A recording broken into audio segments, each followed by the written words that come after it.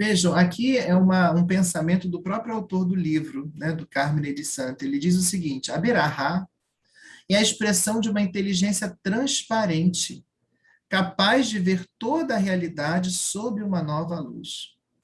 Ou seja, era tão central para a espiritualidade judaica a Berahá, a oração de ação de graças, e ela é tão central para a nossa vida, porque ela nos ajuda a ter uma inteligência transparente, nos faz capaz de ver toda a realidade que nos cerca a partir de uma nova luz, a partir de uma nova ótica.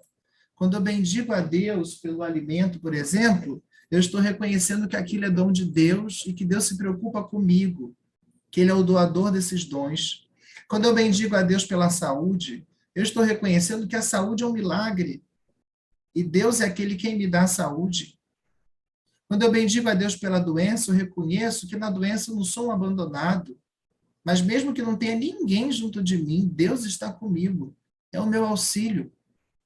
Então, a Berahá, essa atitude fundamental de ação de graças, clarifica, purifica a nossa inteligência, purifica o nosso olhar para que possamos ver toda a realidade que nos cerca a partir de uma nova ótica, a ótica do louvor e da ação de graças.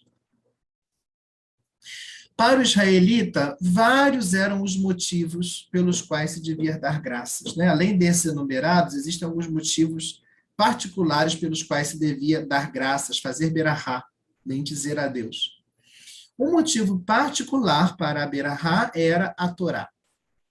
Aqui o Carmo de Sante diz o seguinte: bendice a Torá, porque ela, do mesmo modo que os frutos da terra, alimenta e alegra o coração do homem. A Torá é o Pentateuco, são os primeiros 5 livros da Bíblia: Gênesis, Êxodo, Levítico, Números e Deuteronômio. Os judeus chamam esse primeiro conjunto de Torá, entendem que ali está condensada e compendiada a lei que Deus deu a Moisés, não só os 10 mandamentos, mas tantas outras normas e estatutos que o Senhor deu a Moisés. E do mesmo, vejam que bonita analogia, do mesmo modo que os frutos da terra alimentam o homem, também a Torá alimenta o homem, também a palavra alimenta o homem, alegra o seu coração. A palavra também é pão. O próprio Deuteronômio, 5º livro da Torá, nem só de pão vive o homem, mas de toda a palavra que sai da boca de Deus. Então, a palavra é um pão que alimenta e um pão necessário, que nutre a nossa caminhada e a nossa fé. Por isso, Israel bendiz a Deus por tantas coisas, mas sobretudo pela Torá. Bendito seja Deus pela Torá, pela lei, que é também nosso pão, que nos alimenta e que nos sustenta. Os momentos-chave contemplados pela Torá são também razão para se bendizer. Dentro do Pentateuco, nós temos momentos importantes, por exemplo, o pacto, a aliança que Deus faz com Moisés e com o povo no Sinai. O templo, né? O templo não é edificado no Pentateuco, mas ele já está ali prefigurado na tenda da reunião que eles constroem quando ainda estão no deserto, aos pés do Sinai, que vai ser uma espécie de Sinai móvel, né? Que caminha com eles. Aquela glória de Deus que apareceu no Sinai vai agora se mover com o povo na sua caminhada em direção à Terra Prometida, pousando algumas vezes sobre a tenda da reunião e tomando posse dela. E ali a presença de Deus se faz sentir. A promessa messiânica, né? O próprio Deuteronômio já traz algo que é relido depois pelos israelitas como uma promessa messiânica, né? Quando Deus diz a Moisés: depois que você morrer, eu suscitarei um profeta como tu para esse povo, né?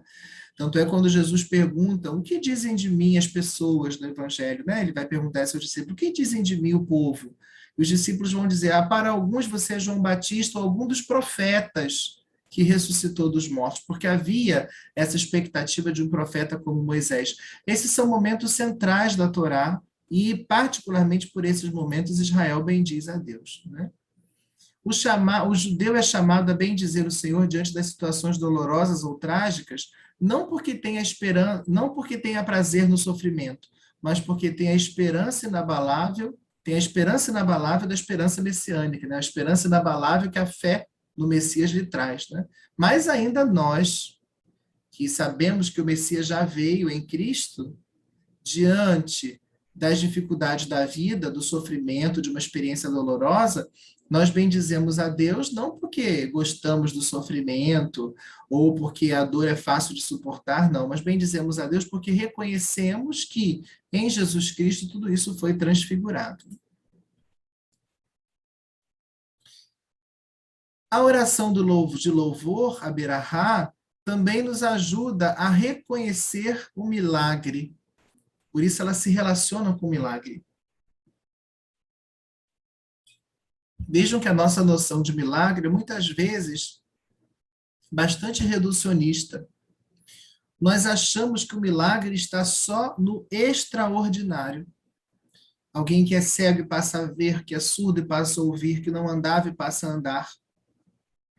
Mas nós esquecemos que o que nós consideramos o ordinário da nossa vida é milagre. O funcionamento do nosso corpo, por exemplo. E a prova disso é que quando nós ficamos doentes, pedimos a Deus que faça um milagre, que nada mais é do que fazer nosso corpo voltar à normalidade. Mas quando o nosso corpo está funcionando normalmente, nós não reconhecemos ali o milagre, e é um milagre. A oração de louvor, da ação de graças, nos faz passar do ordinário para o extraordinário. Ela nos faz ver o sentido último das coisas e nos faz perceber que o milagre não está só no extraordinário, mas que o milagre está no cotidiano da nossa existência. Quando bendizemos a Deus, quando fazemos berahá, pelo funcionamento do nosso corpo, pela nossa saúde, pelos dons que nós recebemos de Deus, nós reconhecemos que a nossa vida está cercada de milagres todo o tempo. É o que a gente diz aqui embaixo no slide, né? Em outras palavras, a Berahá nos faz ver a sacramentalidade do mundo e de tudo que há nele. Por isso, esse tema da Berahá é tão importante e toca, né, o estudo dos sacramentos, né, e particularmente da Eucaristia. Aqui eu faço até uma indicação de uma obra que, infelizmente, a gente não encontra mais em português, parece que teve uma tradução dela bem antiga, que é o livro chamado Eucaristia, de um autor muito importante para todo o movimento, a reforma litúrgica, chamado Louis Bouyer. Ele escreveu essa obra, a Eucaristia, e em dado momento ele fala sobre a Eucaristia e a Berahá, mostrando como que ela nos ajuda a compreender todo o mundo sob uma nova luz e vendo que tudo é transfigurado pelo louvor e pela ação de graças. A Berahá se relaciona também com o temor. Quando eu temo a Deus, eu constantemente faço ação de graças. Vejam que o temor nada tem a ver aqui com um medo. É um temor no sentido de um temor reverencial. Israel faz experiência de Deus e da sua glória, lá em Êxodo 19, Êxodo 20. E quando eles veem a grandeza de Deus que se lhes manifesta no fogo, na voz de trombeta, eles ficam, num primeiro momento, receosos e pedem que Moisés suba para que ele possa estar face a face com Deus.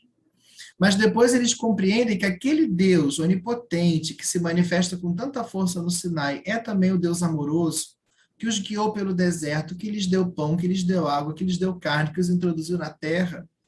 O medo dá lugar ao temor reverencial, e ao temer a Deus, ao reconhecer a sua grandeza, Israel faz ação de graças, faz berahá.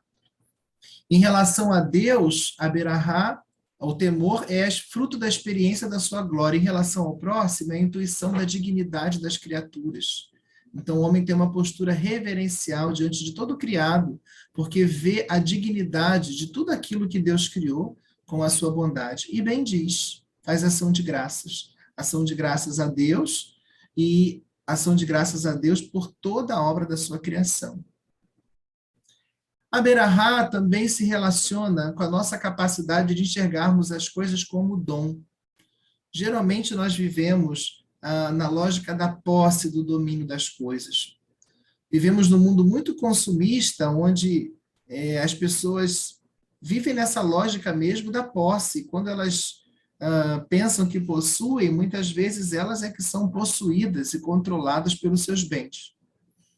Ao bendizer a Deus pelas coisas, pelos dons que se tem, se reconhece tudo aquilo que se possui como dom e Deus como doador de todas essas coisas. Por isso, se opera uma quádrupla passagem na vida do homem, né? O homem sai do próprio centro em direção a Deus. Não sou mais eu que possuo nada, mas é Deus que entra em cena como doador de todas aquelas coisas que estão ali para o meu uso. As coisas deixam de ser mero objeto e passam a ser dom. Eu saio da lógica da posse e entro na lógica da aceitação. Aceito que Deus me proporcione todas as coisas que são necessárias para a minha subsistência. Reconheço que se eu as conquisto com o meu trabalho, é porque, antes de tudo, Deus me dá saúde e inteligência para trabalhar. Saio da lógica da manipulação para a lógica da escuta obediente.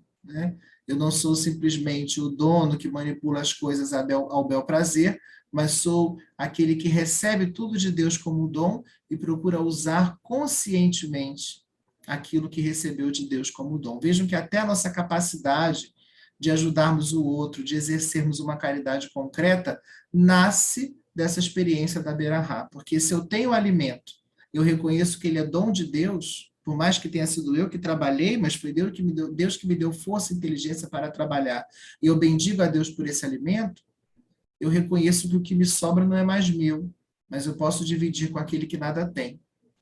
E isso com relação a tantas outras coisas na nossa vida. A Berahá me leva, então, à partilha. Somente quando enxergo o mundo como dom de Deus, eu posso partilhar com o irmão aquilo que o Senhor me deu.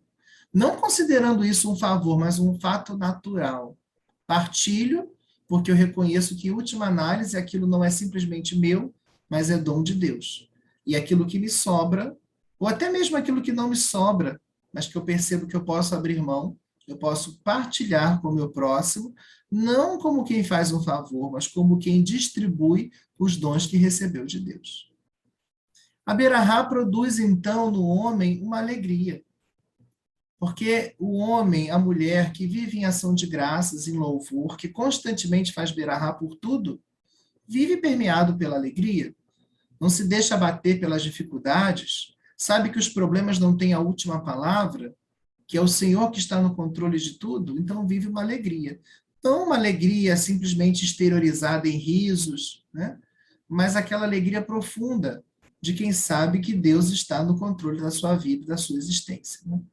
E, por fim, na espiritualidade israelita, qual a relação que existe entre a oração de louvor, a Berahá, e a petição? A relação que existe é a seguinte: muitos escritos rabínicos ou da espiritualidade judaica dizem é por causa do pecado que existe a oração de petição, porque o pecado introduziu no mundo toda sorte de necessidades. No paraíso primeiro, no jardim, a palavra paraíso não está propriamente lá, fala-se de um jardim no Gênesis, Deus já havia colocado tudo ali para a alegria do homem. É quando ele sai daquela situação primeira que ele começa a encontrar as necessidades, e naturalmente a petição, porque a petição é própria de quem necessita das coisas. Então, a oração de petição está circunscrita a esse mundo e a esse tempo que vivemos. Mas alguns escritos judaicos dizem, quando o Messias vier e as necessidades sumirem, o que vai restar é a oração de Berahá, de louvor, de ação de graças. Nós sabemos que o Messias já veio, por isso a oração por excelência da igreja é a oração de ação de graças, a ação de graças cristã, que se realiza sobretudo na Eucaristia, depois se desdobra numa vida que é toda ela busca de oferecer a Deus a nossa ação de graças, o nosso louvor. Mas nós ainda vivemos no claro escuro da fé. Nós ainda passamos por muitas necessidades, por isso a oração de petição encontra seu lugar ainda hoje para nós, inclusive dentro da própria celebração eucarística. Mas nós sabemos que quando entrarmos na vida verdadeira que o Senhor preparou para nós, lá não haverá mais a petição, mas lá haverá somente o louvor. É o que nós faremos na vida eterna, o louvor contínuo e constante a Deus diante do seu trono. Essa atitude fundamental da Berahá, da ação de graças, ela aparece também no Novo Testamento. No Novo Testamento nós encontramos vários exemplos onde o Cristo aparece, ele vive a espiritualidade do seu povo. Então, se os judeus faziam Berahá por tudo, a gente não comentou aqui, mas ao acordar, ao levantar-se do leito, ao abrir os olhos, ao deitar, ao tomar o alimento, Jesus também vivia profundamente essa que era a forma de se vivenciar a vida espiritual do seu povo. E em vários momentos, Jesus aparece recitando uma Berahá. Eu vou ler alguns textos aqui. Por exemplo, Jesus faz a sua ação de graças, a sua berahá ao Pai, porque ele escolheu os pequeninos como destinatários da salvação. Mateus 11, versículos 25 a 27. Por esse tempo, pôs-se Jesus a dizer: Eu te louvo, ó Pai, Senhor do céu e da terra, porque ocultaste estas coisas aos sábios e doutores e as revelastes aos pequeninos. Sim, Pai, porque assim foi do teu agrado.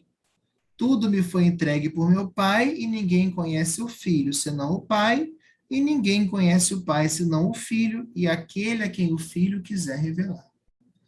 Nós encontramos um paralelo desse texto lá em Lucas 10, versículos 21 a 22. Jesus também, quando multiplica os pães, ele faz a sua berahá, ação de graças.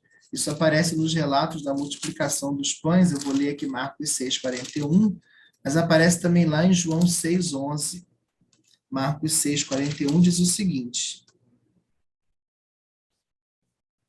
Tomando os 5 pães e os 2 peixes, elevou ele os olhos ao céu, abençoou, fez a sua ação de graças, né? Porque abençoar ou bendizer são muitas vezes o mesmo verbo, tanto no hebraico quanto no grego. Partiu os pães e deu-os aos discípulos para que lhes distribuíssem. E repartiu também os 2 peixes entre todos. Lá também em João 6,11, na multiplicação dos pães, Jesus toma o pão e dá graças, né? Quando ele toma as criancinhas em seus braços, Marcos 10, 16.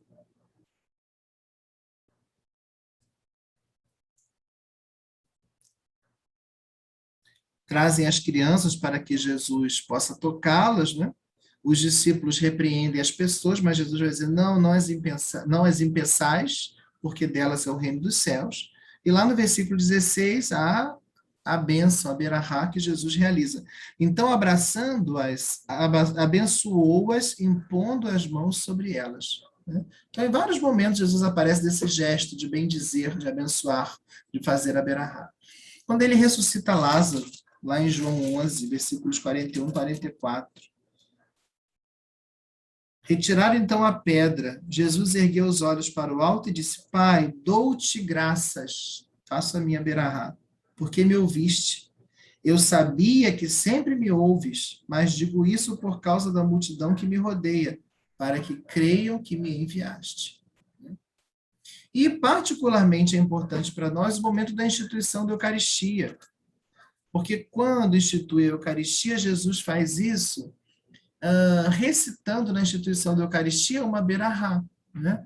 E aqui vai aparecer o verbo eucaristen, que é o equivalente ao verbo barar na língua grega. O verbo barar significa abençoar, bendizer. O verbo eucaristen significa bendizer, fazer ação de graças. A berahá é a ação de graças na língua hebraica, a eucaristia é a ação de graças na língua grega, e vai ser a palavra que vai ser usada para indicar o sacramento da Eucaristia, porque ela é a grande ação de graças que a igreja oferece ao Pai, ou melhor, que o Cristo oferece ao Pai, a igreja se une a Cristo nessa grande ação de graças que ele oferece ao Pai em cada celebração. Mateus 26, versículos 26 a 29. Enquanto comiam, Jesus tomou um pão e, tendo abençoado, partiu e distribuiu aos discípulos e disse: Tomai e comei, isto é o meu corpo. Depois tomou um cálice e, dando graças, aqui aparece o verbo eucaristém, deu-lhe dizendo: Bebei dele todos, pois este é o meu sangue, o sangue da aliança, que é derramado por muitos para a remissão dos pecados. Eu vos digo, desde agora não beberei deste fruto da videira até aquele dia em que convosco beberei o vinho novo no reino do meu Pai. Marcos 14, versículos 22 a 24. Enquanto comiam, ele tomou um pão, abençoou, partiu e distribuiu-lhes, dizendo: Tomai, isto é o meu corpo. Depois tomou um cálice, dando graças, o verbo eucaristém, deu-lhes e todos dele beberam, e disse-lhes: Isto é o meu sangue, o sangue da aliança, que é derramado em favor de muitos. E por fim, Lucas 22, 17 a 29.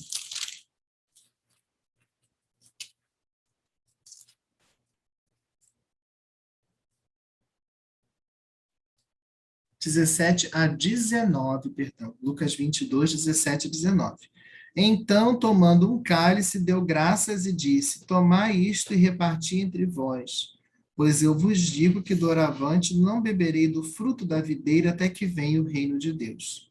E tomou um pão, deu graças, eucaristem, donde Eucaristia, partiu e distribuiu a eles, dizendo: Isto é o meu corpo que é dado por vós, fazei isto em minha memória.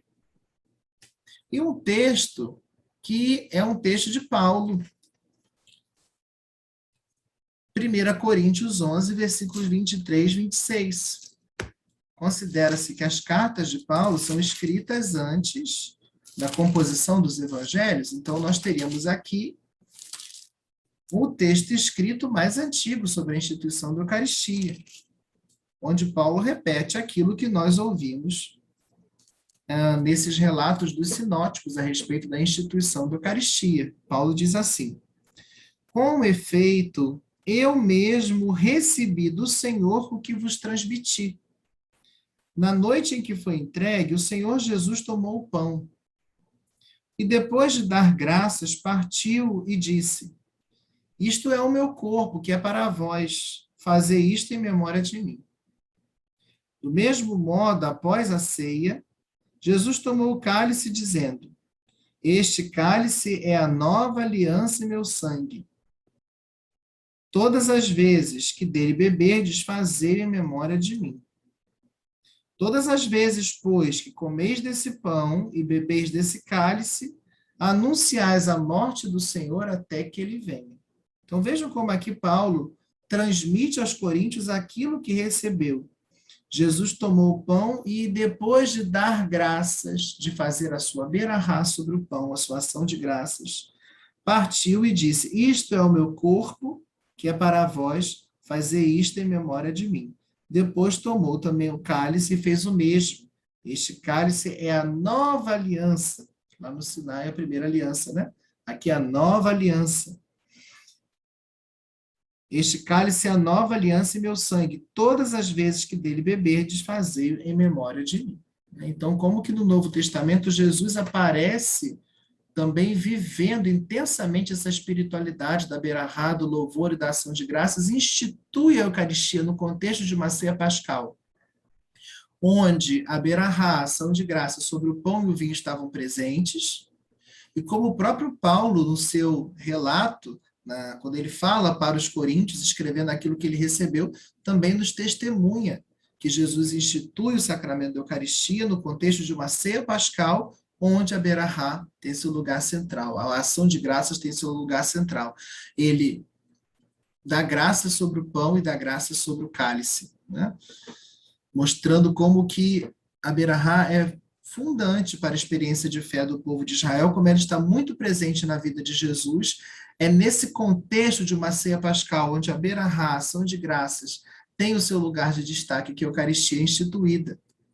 E não somente nos evangelhos, mas a gente vai ver que também em outros escritos do Novo Testamento fica claro que os apóstolos e a primeira geração cristã, isso vai passar para as gerações seguintes, nos revelam que, imitando a Cristo, seu mestre, a comunidade cristã também tinha a berahá como o eixo central da sua vida. E tudo era motivo para bendizer. Israel bendizia por tudo. Jesus, vivendo a espiritualidade do seu povo, do povo onde ele nasce, é judeu, né? Nasce dentro do povo de Israel, ele também bendiz ao Pai por tudo, institui a Eucaristia no contexto de uma ceia pascal, onde o louvor, a ação de graças tinha o seu lugar central. E a comunidade cristã, não só na Eucaristia, mas também para fora dela, vai perceber que essa atitude fundamental de berahá, de ação de graças por tudo, essa atitude fundamental deve estar presente na sua vida, né? Vejam como as cartas de Paulo nos testemunham isso, né? Colossenses 3:17 e Efésios 5:18 a 20. Colossenses 3:17, onde Paulo diz: E tudo o que fizerdes de palavra ou ação, fazei em nome de Jesus, por ele dando graças a Deus o Pai. Fazei em nome do Senhor Jesus, por ele dando graças a Deus o Pai. E Efésios 5, e não vos embriagueis com vinho, que é uma porta para a devassidão, mas buscai a plenitude do Espírito. falai uns aos outros com salmos, hinos e cânticos espirituais, cantando e louvando ao Senhor em vosso coração, sempre e por tudo, dando graças a Deus o Pai, em nome de nosso Senhor Jesus Cristo. Então, Paulo sempre exorta as comunidades cristãs a fazerem berahá, a dar graças ao Pai por Jesus, né? Poderíamos ainda enumerar vários outros textos. Em síntese, nós podemos dizer o seguinte: para o povo de Israel, a oração de berahá, a oração de ação de graças, era estruturante para a sua vida espiritual. É através do louvor e da ação de graças que Israel reconhece que Deus é o doador de todos os bens e que o mundo é dom de Deus. E vive uma alegria plena porque sabe que pode louvar a Deus em todas as situações da vida, nas situações boas, mas também nas situações dramáticas. Jesus vive intensamente a espiritualidade do seu povo e é o homem do louvor, o homem da berahá, que bendiz ao Pai em várias circunstâncias, e que, inclusive, institui o sacramento que deve perpetuar a sua ação de graças ao Pai, no contexto de uma ceia judaica, onde o centro estava ali no momento de se fazer a bênção, a berahá sobre o pão e sobre o vinho, de se dar graças pelo pão e pelo vinho. A igreja percebeu isso e desde cedo chamou a celebração da missa de Eucaristia, ação de graças. É a grande ação de graças do Filho ao Pai. É a grande ação de graças ao Pai que o Filho lhe presta.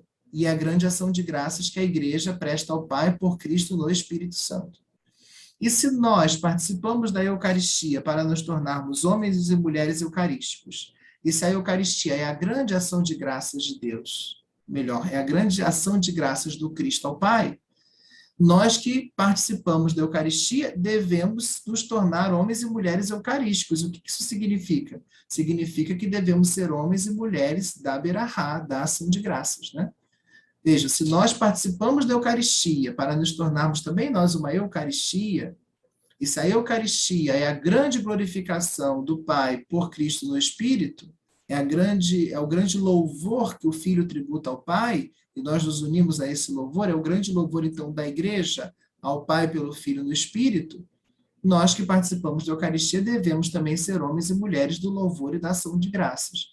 Não teria sentido celebrarmos a Eucaristia, esse sacramento que significa ação de graças, comungarmos da Eucaristia, termos em nós a vida do ressuscitado, que fez da sua vida um grande louvor ao Pai, e não sermos também homens e mulheres que louvam e bendizem.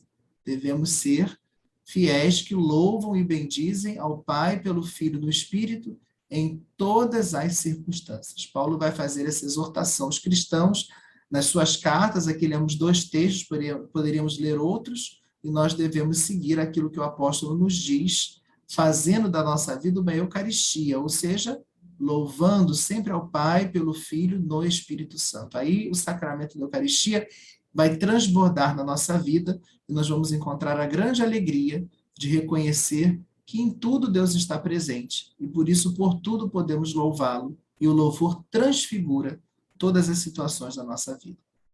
Assim encerramos a nossa primeira aula. Na semana que vem, nós vamos falar sobre a Eucaristia nos padres da igreja, nos textos dos padres da igreja, nos aproximando dos conceitos que os padres da igreja utilizavam e do pensamento que eles tinham acerca da celebração desse grande mistério da celebração da Eucaristia.